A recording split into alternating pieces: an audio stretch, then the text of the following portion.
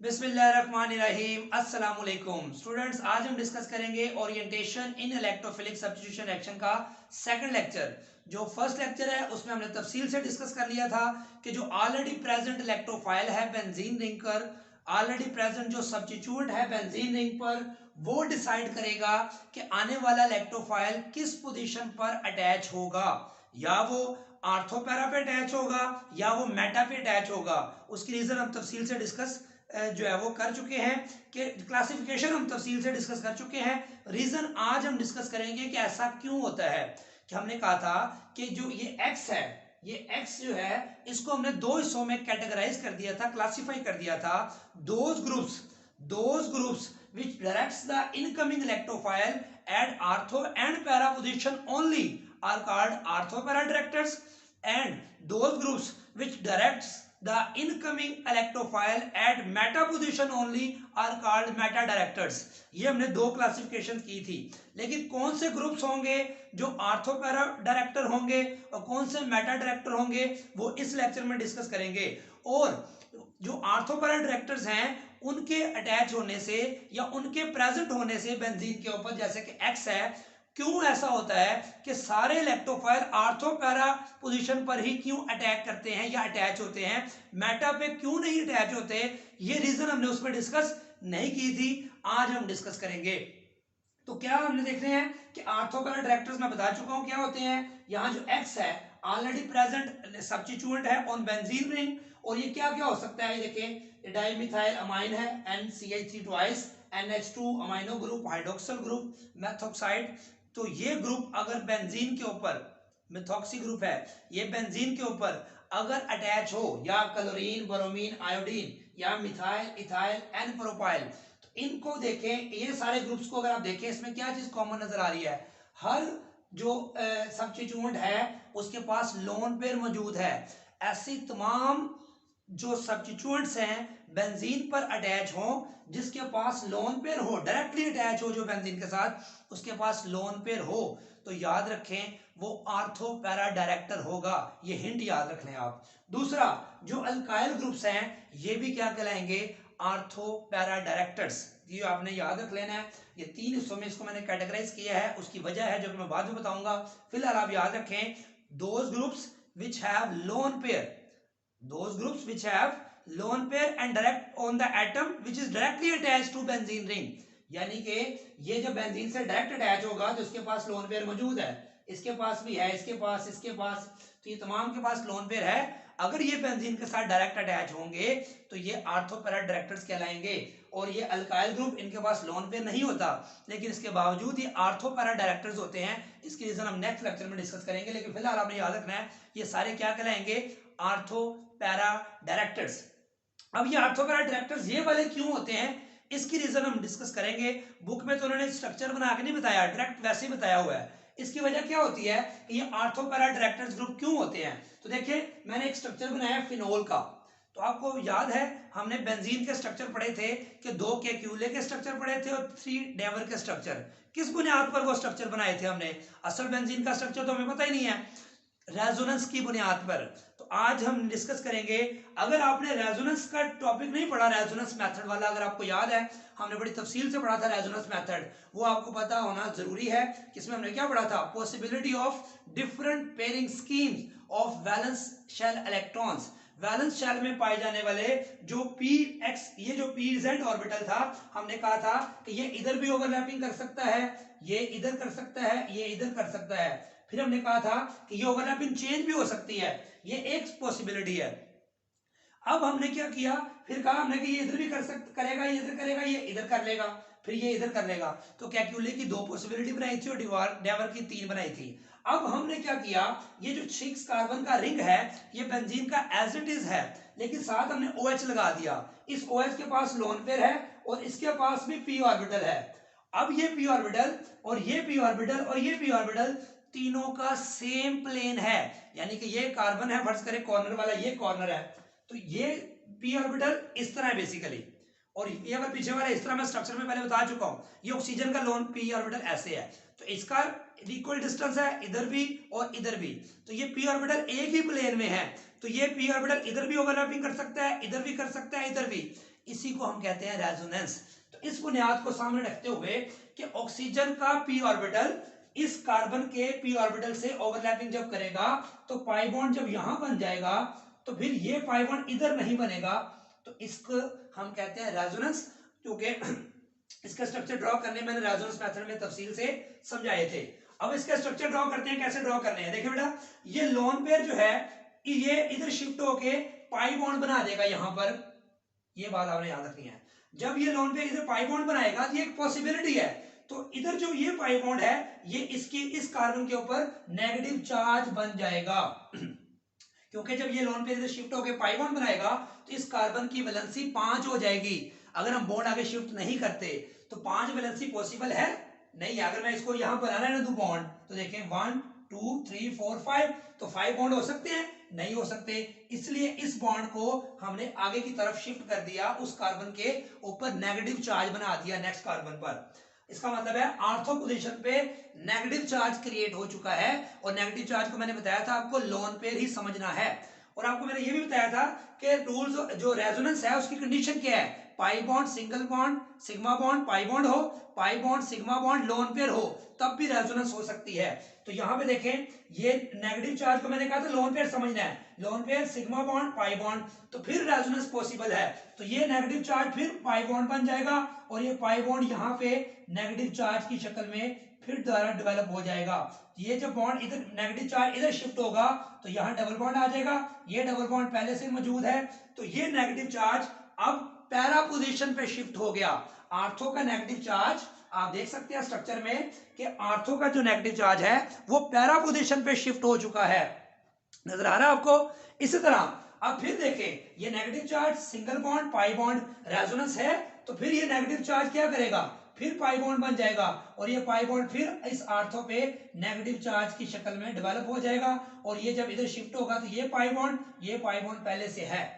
तो इस तरह आप शिफ्टिंग करते हैं रेजोनेंस में कि एक पाई बॉन्ड आगे शिफ्ट होता जाता है, ठीक है। कैसे, ये negative charge pi bond negative charge, फिर क्या हुआ, ये नेगेटिव चार्ज पाई बॉन्ड फिर नेगेटिव चार्ज, तो ये तमाम फिनोल के क्या कहलाएंगे, रेजोनेंस स्ट्रक्चर कहलाएंगे। लेकिन ये बात याद रखनी है, जब ये ऑक्सीजन इसको लोन पेयर दिया था, डबल बॉन्ड बना, तो ऑक्सीजन पे क्या चार्ज आएगा, पॉजिटिव। क्यों, क्योंकि ऑक्सीजन ने अपना लोन पेयर इस्तेमाल किया है। अगर यहाँ पे NH2 लगा होता तो फिर यहाँ पे नाइट्रोजन पे भी पॉजिटिव चार्ज आता, ए लगा होता इस ऑक्सीजन पे भी पॉजिटिव चार्ज आता, क्लोरीन लगा होता, उसके स्ट्रक्चर ड्रॉ करते तो डबल बॉन्ड ऊपर भी पॉजिटिव चार्ज आता, क्योंकि जब भी कोई आइटम अपना लोन पेयर डोनेट करता है तो उसके ऊपर पॉजिटिव चार्ज आ जाता है, ये आपको पता होना चाहिए। तो यहाँ पे भी पॉजिटिव आएगा, यहाँ डबल बॉन्ड, यहाँ पे पॉजिटिव, ये सारों में आएगा, क्योंकि एक दफा जब नीचे आ गया उसको तो हम छेड़ ही नहीं रहे, तो एज इट इज आता जाएगा। और ये नेगेटिव चार्ज आगे नेगेटिव आर्थो पे पहले आया, फिर पैरा पे आया, और फिर आर्थो पे आया, फिर पैरा पे आएगा, फिर आर्थो पे, फिर आर्थो पे, फिर पैरा पे। इसका मतलब क्या हुआ, जैसे मैंने कहा था कि बेंजीन में जो 6 पाई इलेक्ट्रॉन्स हैं वो डीलोकलाइज्ड हैं, एक्सटेंसिवली डीलोकलाइज्ड हैं। तो यहाँ पर ये जो नेगेटिव चार्ज है ये एक जगह पर फिक्स नहीं है, ये आर्थो पे है, पैरा पे है, और फिर आर्थो पे है, फिर आर्थो पे है, फिर पैरा पे है, फिर आर्थो पे है। इसका मतलब बेंजीन, आप जब भी बेंजीन की बात करेंगे तो हम बेंजीन फिनोल की बात करते हैं जब हम, तो हम उसके स्ट्रक्चर को कहते हैं कि यहाँ पे partial negative partial negative partial negative OH, इसमें पार्शियल पॉजिटिव। ये इसका समझ ले रेजोनेंस हाइब्रिड है, इन तमाम स्ट्रक्चर्स का ये क्या है, रेजोनेंस हाइब्रिड, जिसमें रिंग भी जो है आपको पता है कंप्लीट नहीं होगा, क्योंकि कंप्लीट रिंग यहाँ पे देखो 2 पाई बॉन्ड है, तो इसको हम कहेंगे रिंग भी इसका कंप्लीट नहीं है। और पार्शियल नेगेटिव पार्शियल, अगर इन सबको मैं इकट्ठा करूं तो मैं आपको नजर आ रहा है कि आर्थो और पैरा पोजीशन पर नेगेटिव चार्ज डेवलप हो रहा है और इस पे पॉजिटिव चार्ज है। तो जब सब पॉसिबिलिटीज को आप इकट्ठा करेंगे तो जो असल फिनोल का स्ट्रक्चर होगा उसमें आर्थो पोजीशन पर नेगेटिव चार्ज और पैरा पोजीशन पर भी नेगेटिव चार्ज होगा। इसलिए जब ये ग्रुप्स जब भी लगे हों बेंजीन के साथ तो ये आर्थो और पैरा पोजीशन को नेगेटिव बना देते हैं, इलेक्ट्रॉन रिच बना देते हैं, उसकी आर्थो और पैरा पोजीशन को फैसिलिटेट कर देते हैं। यानी कि जब नेगेटिव चार्ज आता है तो न्यूक्लियोफिलिक हो जाते हैं वो। इसलिए जब भी कोई इलेक्ट्रोफाइल फिनोल के पास आता है तो वो सोचता है कि मैं कहां अटैक करूं, आर्थो पे करूं, मेटा पे करूं या पैरा पे करूं। तो जब दूर से वो देखता है कि आर्थो पे भी नेगेटिव चार्ज है और पैरा पे भी नेगेटिव चार्ज है, यहां से तो मुझे कुछ इलेक्ट्रॉन मिल जाएंगे, लेकिन मेटा पे तो कोई चार्ज ही नहीं है, इससे मुझे कोई इलेक्ट्रॉन मिलने का चांस या इम्कान नहीं है। इसलिए जब सेकंड इनकमिंग इलेक्ट्रोफाइल आता है तो उसको फिनोल इस शक्ल में मिलता है, आर्थो पे नेगेटिव या पैरा पे नेगेटिव या आर्थो पे नेगेटिव। तो इसको ये समझना है, इसका नेट रिजल्ट है कि जब ये जो ग्रुप्स हैं, इन तमाम ग्रुप्स को कहते हैं, क्योंकि इसने बेंजीन को इलेक्ट्रॉन डोनेट किए हैं, इसलिए इसको बोलते हैं इलेक्ट्रॉन डोनेटिंग या इलेक्ट्रॉन रिलीजिंग ग्रुप। देखिए लिखा हुआ है OH release or donate electron, किस जगह पे डोनेट करते हैं, at ortho and para position of benzene. किस वजह से, ड्यू टू रेजोनेंस। ये रेजोनेंस से हमें पता चला कि इसकी आर्थो और पैरा पे नेगेटिव चार्ज आता है। तो इससे क्या होता है, thereby facilitating the availability of electrons to the electrophile at ortho and para position। ऐसा करने से आर्थो पैरा पे नेगेटिव चार्ज क्रिएट करने से ड्यू टू रेजोनेंस क्या हुआ, क्या रिजल्ट मिला कि सेकंड इनकमिंग इलेक्ट्रोफाइल को उसने अट्रैक्ट किया अपनी तरफ कि इस तरफ नेगेटिव है तो इलेक्ट्रोफाइल इस तरफ आके अटैक करे, यानी कि आर्थो और पैरा पोजीशन पर अटैक को फैसिलिटेट किया इन ग्रुप्स ने, जिनको हम क्या बोलते हैं, इलेक्ट्रॉन रिलीजिंग और इलेक्ट्रॉन डोनेटिंग ग्रुप्स, जो बेंजीन को इलेक्ट्रॉन रिच बनाते हैं, अमीर करते हैं। कहां पर, आर्थो और पैरा पोजीशन पर। कैसे होते हैं ये मैंने स्ट्रक्चर बना के आपको बता दिया। इससे इलेक्ट्रोफाइल क्या करेगा, वो इस आर्थो पैरा पे जाना पसंद करेगा या इस मेटा पे। तो वो जब देखेगा कि आर्थो पैरा पे मुझे इलेक्ट्रॉन मिलने के चांस हैं लेकिन मेटा पे कोई चांस नहीं है, इसलिए incoming electrophile will preferably attach और attack on ortho and para position and we will get 50% ortho product and 50% जो है पैरा प्रोडक्ट। इसलिए इन ग्रुप्स को हम सारों को क्या कहते हैं, आर्थो पैरा डायरेक्टर्स। तो ये हमने रीजन डिस्कस की कि ऐसा ये सारे ग्रुप्स आर्थो पैरा डायरेक्टर्स क्यों होते हैं। तो ये रीजन पहले लेक्चर में हमने डिस्कशन की थी, इसमें हमने सिर्फ क्लासिफिकेशन डिस्कस की थी होते क्या है। तो यहाँ हमने पूरी तफसील से डिस्कस किया कि ऐसा क्यों होता है। ये तमाम स्ट्रक्चर आप दोबारा बना सकते हैं, OH की जगह NH2 लगाएं, OH की जगह OCH3 लगा सकते हैं, और ये लगाएं, क्लोरीन लगाएं, ब्रोमीन लगाएं, यहाँ डबल बॉन्ड ऊपर पॉजिटिव और एक नेगेटिव यहाँ, एक नेगेटिव यहाँ, एक नेगेटिव यहाँ आएगा। एक दफा प्रैक्टिस करें, सारों के स्ट्रक्चर सेम बनेंगे।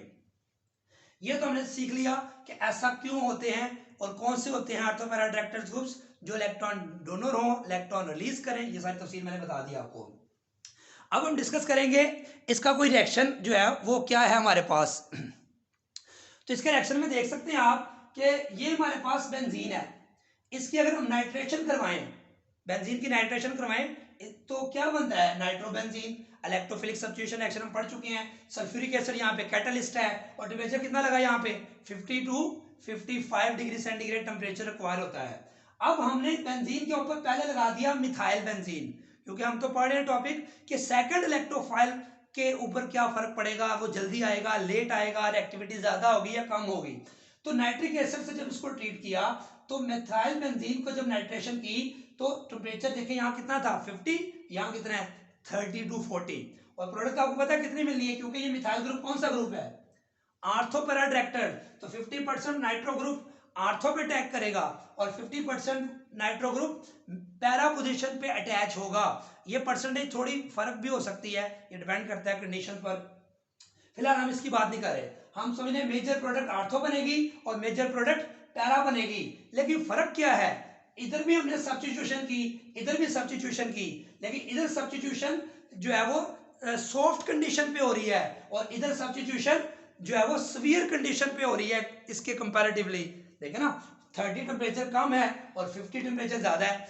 तो क्या वजह हुई कि नाइट्रेशन जब टॉलीन पे की, जब टॉलीन के इस हाइड्रोजन या इस हाइड्रोजन को नाइट्रो ग्रुप से रिप्लेस किया तो आसानी से हुआ, और जब इसके हाइड्रोजन को रिप्लेस किया, जब कोई सब्स्टिट्यूट नहीं था तो इसकी सब्स्टिट्यूशन मुश्किल कंडीशन पे हुई, ड्रास्टिक या सीवियर कंडीशन पर हुई। इससे हमें यह पता चला कि जब बेंजीन के ऊपर कोई ब्रांच नहीं थी तो उसकी सब्स्टिट्यूशन जिस स्पीड से हो रही थी, जब मिथाइल ग्रुप लग गया या इनमें से कोई ग्रुप भी लग जाए, कोई भी लग जाए, तो इसकी रिएक्शन की स्पीड ज्यादा हो गई। रिएक्शन की रिएक्टिविटी स्पीड ज्यादा होने का मकसद यहाँ पे ये भी है कि टेम्परेचर कम हो गया, रिएक्टिविटी बढ़ गई। रिएक्टिविटी बढ़ने का मतलब यही है कि स्पीड भी ऑटोमेटिकली बढ़ जाएगी। तो रिएक्टिविटी इसकी ज्यादा होगी टुवर्ड्स सेकंड इलेक्ट्रोफाइल। इससे ये पता चला कि ये मिथाइल दो काम कर रहा है। मिथाइल ये जो ये वाले ग्रुप, ये ऊपर वाले और ये वाले, इनकी बात अभी नहीं कर रहे, ये वाले और ये वाले, इन दोनों की बात कर रहा हूं, उसकी बाद में बात करते हैं। ये दोनों ग्रुप्स जब बेंजीन के साथ अटैच होते हैं तो ये दो काम करते हैं। एक तो आने वाले इलेक्ट्रोफाइल नाइट्रोनियम को 50% आर्थो और 50% पैरा पे डायरेक्ट करते हैं, ये तो हम तफसील से पढ़ चुके हैं। लेकिन दूसरा एक और ये काम करते हैं, ये बेंजीन की reactivity towards second electrophile increase कर देते हैं। ये बात बड़ी इंपॉर्टेंट है, इसलिए इसको हम बोलते हैं एक्टिवेटिंग ग्रुप्स। क्या बोलते हैं? Activating groups. यानी कि ये जो ग्रुप्स हैं और ये जो ग्रुप्स हैं, ये आर्थो पैरा डायरेक्टर होने के साथ साथ क्या करते हैं? बेंजीन की reactivity towards second substituent, towards second electrophile to give ortho and para product क्या कर देते हैं? इंक्रीज कर देते हैं। तो ये बात याद रखनी है। अब इनमें भी दो फर्क है, ये स्ट्रॉन्गली एक्टिवेटिंग है और ये वीकली एक्टिवेटिंग है। क्या मतलब? ये बेंजीन की रिएक्टिविटी को टुवर्ड सेकंड इलेक्ट्रोफाइल, अगर ये लगा हुआ है बेंजीन के ऊपर तो ये रिएक्टिविटी को बहुत ज्यादा बढ़ा देगा। अगर ये इनमें से कोई लगा हुआ है तो ये भी बढ़ाएगा, लेकिन इसकी निस्बत कम बढ़ाएगा। इसलिए कहते हैं ये भी रिएक्टिविटी को इंक्रीज करते हैं, ये भी करते हैं, लेकिन ये ज्यादा करते हैं, इसको बोलेंगे स्ट्रॉन्गली एक्टिवेटिंग। और ये कम रिएक्टिविटी इंक्रीज करते हैं, इसको बोलेंगे वीकली एक्टिवेटिंग। जबकि ये वाले जो ग्रुप्स हैं, ये बात आपने याद रखनी है, नेक्स्ट लेक्चर में समझाऊंगा क्यों ऐसा होता है। ये आर्थो पैरा पे तो भेजते हैं, एक काम तो इन जैसा ही करते हैं, इनका और इनका, क्योंकि ये भी आर्थो पैरा, ये भी आर्थो पैरा, ये भी आर्थो पैरा, लेकिन रिएक्टिविटी को ये इंक्रीज करने की बजाय ये डिक्रीज कर देते हैं। रिएक्टिविटी को इंक्रीज करने की बजाय ये डिक्रीज कर देते हैं, इसलिए इसको क्या बोलते हैं? Deactivating ortho para directors. तो आर्थो पैरा डायरेक्टर्स को हमने दो हिस्सों में कैटेगराइज कर दिया, ये तीन हिस्सों में, strongly activating, weekly activating and deactivating. ये क्लोरीन, ब्रोमीन, आयोडीन अगर बेंजीन के साथ अटैच हो तो उसकी नाइट्रेशन करवाएं तो वो नाइट्रेशन आर्थो पैरा पर तो होगी, लेकिन उसके लिए कंडीशन ज्यादा ड्रास्टिक करनी पड़ेंगी आम बेंजीन की नाइट्रेशन की निस्बत।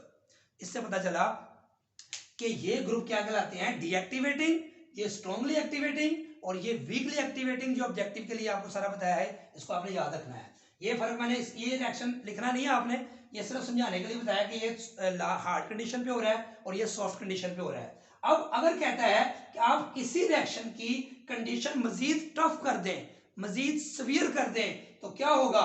मजीद ऐसा होगा कि इसकी आर्थो और पैरा दोनों पोजीशंस पर सब्स्टिट्यूएंट आके अटैच हो जाएगा और इसकी दोनों आर्थो साइड भी सब्स्टिट्यूट हो जाएंगी, क्योंकि जब टेम्परेचर ज्यादा कर दिया तो एफिशिएंसी ऑफ रिएक्शन बढ़ जाएगी और ये जो साइड है इसका हाइड्रोजन निकला होगा तो ये हाइड्रोजन भी निकलने के लिए तैयार है और यहां भी सब्स्टिट्यूशन हो जाएगी। जो रिएक्शन अलग अलग हो रहा था, अब एक ही की आर्थो पैरा दोनों सब्स्टिट्यूट हो जाएंगी। सेम यहाँ पे इसकी इधर आर्थो से भी हाइड्रोजन रिप्लेस हो जाएगा और दूसरी हाइड्रोजन से, दूसरी साइड आर्थो है वहां से भी हाइड्रोजन सब्स्टिट्यूट हो जाएगा। तो ये दो प्रोडक्ट मिलेंगे। इसका नाम क्या है? 2,4 डाइनाइट्रोटोलीन, इसका नाम है 2,6 डाइनाइट्रोटोलीन। अब कहता है मोस्ट इंपोर्टेंट रिएक्शन ये वाला है कि वो अगर कहे कि टोलीन का रिएक्शन करें नाइट्रिक एसिड के साथ एट 100 डिग्री सेंटीग्रेड, तो याद रखें आपने कंडीशंस को मजीद टफ कर दिया, मतलब मजीद ड्रास्टिक कर दिया, सवियर कर दिया, तो रिएक्टिविटी और ज्यादा बढ़ जाएगी एक ही बेंजीन या टोलीन की। तो यहाँ पे इस आर्थो पे भी सब्स्टिट्यूट लग जाएगा, इस आर्थो पे भी सब्स्टिट्यूट लग जाएगा और पैरा पे भी एक ही मॉलिक्यूल, एक ही टोलीन की दोनों आर्थो और पैरा पोजीशन पर नाइट्रो ग्रुप इंट्रोड्यूस हो जाएगा। तो इसको बोलेंगे 2,4,6 ट्राई नाइट्रोटोलीन और इसको TNT भी लिखते हैं। और ये मोस्ट इंपॉर्टेंट केमिकल है जो कि हम इंडस्ट्री में यूज करते हैं या इसको एक्सप्लोसिव मटेरियल बनाने में इस्तेमाल करते हैं। तो अगर आपसे कहा जाए कि टोलीन का रिएक्शन करें नाइट्रिक एसिड के साथ 100 डिग्री सेंटीग्रेड पर, तो TNT बनेगा प्लस वाटर, और अगर आपसे कहा जाए कि टोलिन का रिएक्शन लिखें with nitric acid at different conditions of temperature, तो पहले आप ये लिखेंगे, फिर ये लिखेंगे और ये, तो क्या समझ में आई? जितना टेम्परेचर ज्यादा करते जाएंगे सब्स्टिट्यूशन ज्यादा होती जाएगी। पहले एक एक हुई थी, अब एक ही पे दोनों, एक ही पे दोनों, अब तीनों सब्स्टिट्यूशन एक ही टोलिन पे हो जाएंगी। तो ये बेटा हमने डिस्कस किया, मोस्ट इंपोर्टेंट रिएक्शन थे बेंजीन टोलिन के जो सिलेबस में लिखे हुए हैं। असल बात ये थी, हमने सीखी कि आर्थो पैरा डायरेक्टर्स ग्रुप क्यों रिएक्टिविटी को इंक्रीज करते हैं, क्योंकि वो जब इलेक्ट्रॉन डोनेट करते हैं तो बेंजीन इलेक्ट्रॉन रिच हो जाता है किस पोजीशन पे, आर्थो और पैरा पोजीशन पर, और आर्थो पैरा पोजीशन न्यूक्लियोफिलिक हो जाती है। इसलिए आने वाला इलेक्ट्रोफाइल मेटा की बजाय हमेशा आर्थो पैरा पे अटैक करता है। तो आपको जो मेजर प्रोडक्ट मिलती हैं आर्थो और पैरा की मिलती हैं। आर्थो पैरा पे जाने की वजह क्या होती है, मैंने बता दिया, ड्यू टू रेजोनेंस ये पॉसिबल होता है। फिर बताया कि आर्थो पैरा डायरेक्टर 3 किस्म के हैं, स्ट्रांगली एक्टिवेटिंग और वीकली एक्टिवेटिंग और डीएक्टिवेटिंग। इनके पास लोन पेयर नहीं होता, लेकिन ये आर्थो पैरा डायरेक्टर्स होते हैं। ये बुक में लिखा नहीं हुआ, मैं अलग से लेक्चर बनाऊंगा, कोई करना चाहे तो ठीक है, नहीं तो वो ना करें। जो बच्चे अच्छे हैं तो वो समझना चाहते हैं कंसेप्ट, तो उसके लिए मैं समझा दूंगा कि इनके पास लोन पेयर नहीं भी है तो फिर ये इलेक्ट्रॉन पेयर कैसे डोनेट करते हैं, ये हमको यहाँ पता नहीं चल रहा। तो क्योंकि ये तो लोन पेयर वालों को समझ आ गई, ये लोन पेयर डोनेट करेंगे तो रेजोनेंस होगी, तो इसका मैं अलग लेक्चर बनाऊंगा। और इसके ये डीएक्टिवेटिंग क्यों है, ये इलेक्ट्रॉन पेयर तो डोनेट करते हैं, बेंजीन की आर्थो पैरा को नेगेटिव बना देते हैं, उसके बावजूद ये डीएक्टिवेटिंग क्यों है, इन पे ऊपर तो आसानी से इलेक्ट्रोफाइल अटैक करना चाहिए। इसकी भी मैं अलग वीडियो बनाऊंगा जब लेक्चर ये अगला भी खत्म हो जाएगा मेटा डायरेक्टर्स का भी। तो दुआओं में याद रखें, प्रैक्टिस करें, और अगर चैनल को सब्सक्राइब नहीं किया तो सब्सक्राइब करें, अपने फ्रेंड्स में शेयर करें। अल्लाह हाफिज।